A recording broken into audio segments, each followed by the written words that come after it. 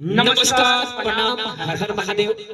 आज हमारे स्टूडियो में दीपशिखा जी पधार चुके हैं और इनका बहुत सुंदर एक सैड सॉन्ग है और गाने के लिए आई हुई हैं और आपको सुनाएंगे और आप सब बताइएगा कैसा है सॉन्ग और इनको आशीर्वाद प्यार दुलार आप सब दीजिए कि ये भी आगे करें कुछ।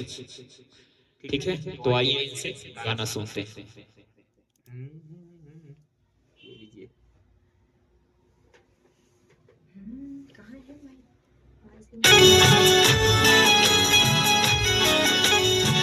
प्यार की कहानी हो कोई रोई रोई, प्यार की कहानी हो कोई रोई रोई, भोल नाही पूरा पूरा नाही होई, भोल नाही पूरा पूरा नाही होई।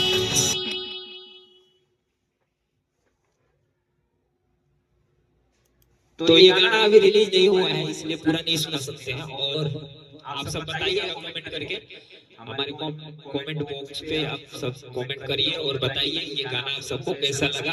एक आध दो दिन में वीडियो इसका बनेगा, उसके बाद